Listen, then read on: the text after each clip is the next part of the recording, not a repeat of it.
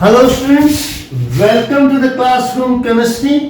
Classroom chemistry में आपका स्वागत है और आईयूपीएसी रूल्स की पुनरावृत्ति में ये मेरा 7वां वीडियो है।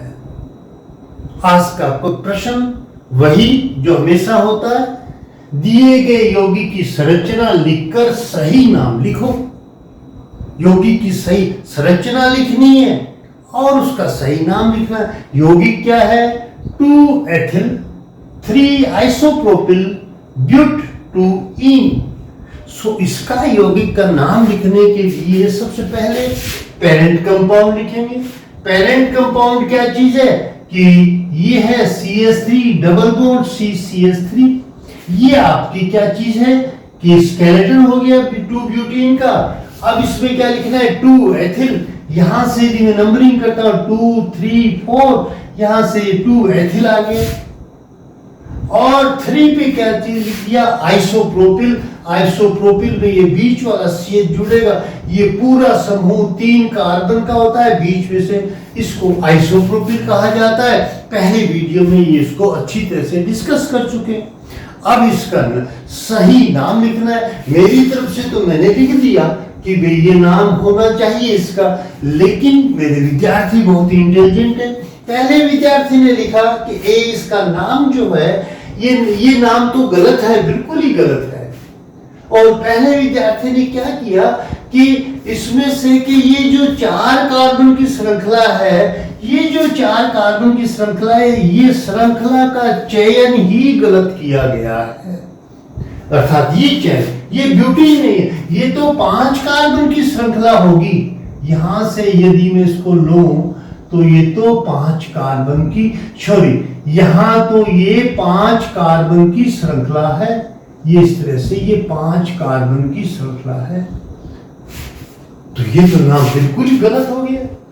अब 5 कार्बन की श्रृंखला होने के बाद में इस पहले विद्यार्थी ने क्या किया कि इसकी नंबरिंग यहां से की 1 2 3 4 और ये 5 कर दिए और उसके अकॉर्डिंग 4 एथिल, 4 कार्बन पे तो एथिल है, 2 और 3 पे दूसरे कार्बन पे मेथिल, तीसरे कार्बन पे भी मेथिल, तो 4 एथिल 2 3 डाइमेथिल पेंट 5 कार्बन हो गए और तीसरे कार्बन पे डबल बॉन्ड हो गया तो पेंट 3 कर दिया। विद्यार्थी ने अपने हिसाब से इसका नाम बिल्कुल सही किया, जो भी किया। लेकिन बी विद्यार्थी क्या करता है? बी विद्यार्थी ये कहता है कि मैं तो इस लंबी श्रृंखला में जो मेरा ये कार्बन श्रृंखला का नंबरीकरण है, मैं तो यहां से स्टार्ट करूंगा 2 3 4 और ये 5 और इसके हिसाब से ये यहां इधर से मैं करके जब हम इधर से करेंगे 1 2 तो इसका ये दूसरे पे कौन हो गया? एथिल हो गया। तीसरे पे कौन हो गया? मेथिल हो गया। चौथे पे मेथिल, तो इसका नाम क्या हो गया? 2 एथिल 3 4 डाइमेथिल पेंट 2 यहां डबल बॉन्ड, ये दूसरे कार्बन पर इन है, तो ये नाम अपने को देखना पड़ेगा। दोनों विद्यार्थी, तो दूसरे विद्यार्थी ने इसको क्या कहा? तो पहले और दूसरे विद्यार्थी में अंतर क्यों है? क्या अंतर है? पहला विद्यार्थी यहां से जो करता है, ये नंबरिंग करता है, इसके दिमाग में ये है कि मैं इन प्रतिस्थापित समूहों को कम अंक दे दूं, अर्थात यहां 2 3 दे दिया, यहां मैंने इसने दिए 3 और 4, यहां इसने दिए 2 3, तो यहां पर प्रश्न ये उठता है कि नंबरिंग करने के लिए प्रतिस्थापित समूह को प्राथमिकता दी जाए या डबल बॉन्ड को। तो जब श्रृंखला में यदि सिंगल बॉन्ड होते हैं, एल्केन्स होती है, तो सब ये प्रतिस्थापित समूह को ही प्राथमिकता दी जाती है। लेकिन यहां पर तो डबल बॉन्ड है, एल्कीन है, इसलिए कार्बन, लंबी श्रृंखला वाली कार्बन की नंबरिंग करने के लिए डबल बॉन्ड को प्रायोरिटी या प्राथमिकता देनी पड़ेगी, इसलिए इसको कम नंबर देना पड़ेगा। यहां इसके अकॉर्डिंग तो क्या चीज है, इसके अकॉर्डिंग तो क्या चीज है, 3 इन है, 0.3 इन है, और इसके अकॉर्डिंग यहां से जब नंबरिंग स्टार्ट करते हैं तो 2 इन है। तो ये नाम इन दोनों के ए और बी के हिसाब से ये बी को सही माना जाएगा, ए को गलत माना जाएगा, और ये कुल मिलाकर के दोनों ही गलत हैं।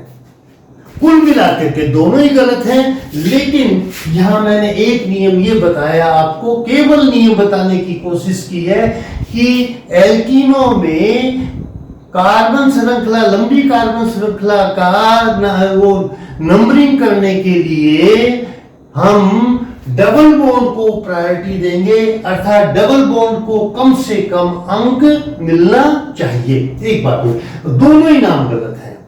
अब कैसे गलत है? तीसरा विद्यार्थी कहता है कि ये जो C2H5 लिखा है, इस C2H5 को हटा दो और इसको CS2 और CS3 लिख दो।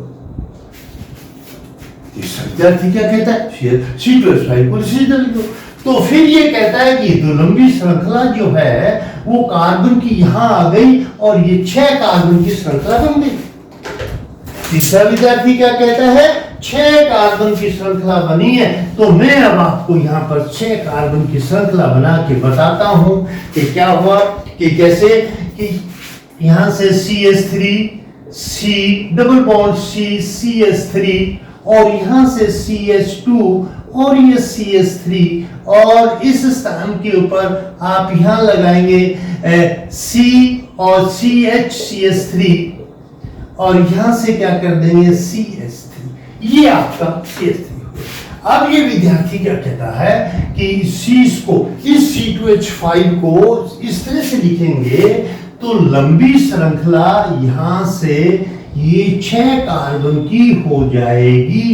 यहां से 1 2 3 4 5 और 6। इसका मतलब अभी तक हम लंबी श्रृंखला का चयन करने में गलती कर रहे हैं।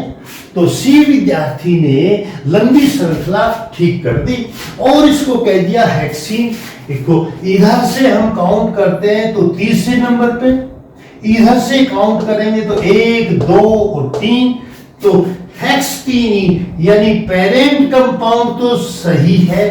दोनों तरफ से, इधर से देखें इधर से देखें तो हेक्स3इन तो दोनों में ही सही है। अब देखना ये है कि ये 3 4 5 ट्राइमेथिल होगा या 2 3 4। जब हम देखते हैं कि लंबी श्रृंखला में जिस समूह को, जिस डबल बॉन्ड को हम प्राथमिकता देते हैं उसकी पोजीशन में कोई अंतर नहीं पड़ता, इधर से भी 3 है और इधर से भी 3 है, तो फिर हमें उस साइड से नंबरिंग स्टार्ट करनी चाहिए जिसमें प्रतिस्थापित समूहों को कम अंक मिले। तो यहां तो प्रतिस्थापित समूह को अंक 3 4 5 दिए जा रहे हैं, यहां 2 3 4 दिए जा रहे हैं। यदि मैं इसकी नंबरिंग यहां से स्टार्ट कर दूं, यहां से स्टार्ट कर दूं 3 4 5 और 6, तो अब इस केस में 3 4 और 5, 3 4 5 ट्राइमेथिल हेक्सेन हुआ। यदि मैं इसकी लंबी श्रृंखला को, अब मान लो मैं यहां हटा देता हूं, इनको हटा दिया मैंने और इसको मैंने CS2 और CS3 कर दिया।